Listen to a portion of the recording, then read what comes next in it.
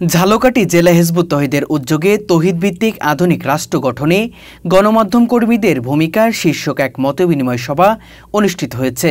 আজ সকাল ১১টায় ঝালকাঠি প্রেস ক্লাব মিলনায়তনে অনুষ্ঠিত এই সভায় স্থানীয় ও আঞ্চলিক গণমাধ্যমের সাংবাদিকরা উপস্থিত ছিলেন।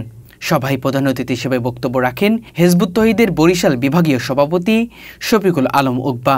তিনি বলেন, বর্তমান সমাজ ও রাষ্ট্র ব্যবস্থা চরম অন্যায়, দুর্নীতি ও মানবিক মূল্যবোধহীনতায় ভুগছে। এর সমাধান একমাত্র ইসলামী আদর্শে নিহিত। ইসলাম ব্যক্তি জীবনের জন্য নয়, রাষ্ট্র পরিচালনার জন্য একটি পূর্ণাঙ্গ দিক নির্দেশনা প্রদান করেছে। এই সংগ্রাম রাজনৈতিক বা দলীয় নয়, বরং এটি কুসংস্কার, ধর্মের অপব্যাখ্যা ও অচল চিন্তাধারার বিরুদ্ধে চেতনাগত লড়াই। শফিকুল আলম উকবা গণমাধ্যম কর্মীদের উদ্দেশ্যে বলেন, দেশের চলমান সংকট নিরসনে হিজবুত তহিদের প্রস্তাবনা একমাত্র বিকল্প। তাই এই শান্তির বার্তা জনগণের কাছে পৌঁছে দিতে গণমাধ্যমের সহযোগিতা অত্যন্ত গুরুত্বপূর্ণ। মূল প্রবন্ধ উপস্থাপনের পর প্রাণবন্ধ মুক্ত আলোচনা পর্ব অনুষ্ঠিত হয়। এতে সাংবাদিকরা তৌহিদভিত্তিক রাষ্ট্র ব্যবস্থার বিভিন্ন দিক নিয়ে গঠনমূলক প্রশ্ন করেন এবং নিজেদের মতামত উপস্থাপন করেন। সভায় সভাপতিত্ব করেন ঝালকাঠি জেলা হিজবুত তহিদের সভাপতি মোহাম্মদ সাপায়েত হোসেন।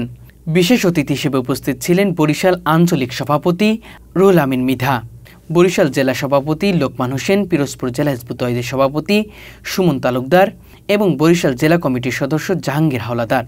এছাড়াও আরও উপস্থিত ছিলেন ঝালকাঠি প্রেস ক্লাবের সাধারণ সম্পাদক মোহাম্মদ আক্কাত শিকদার, দূরযাত্রা পত্রিকার সম্পাদক জিয়াউল হাসান পলাশ, প্রেস ক্লাবের সাবেক সভাপতি চিত্তরঞ্জন দাস, সাংবাদিক ইউনিয়নের সাধারণ সম্পাদক শফিউল আজম টুটুল, সাংবাদিক দুলাল সাহা, আসম মাহমুদুর রহমান পারভেজ, আজমির হোসেন তালুকদার সহ জেলার বিভিন্ন গণমাধ্যমের সাংবাদিক ও সুশীলজন।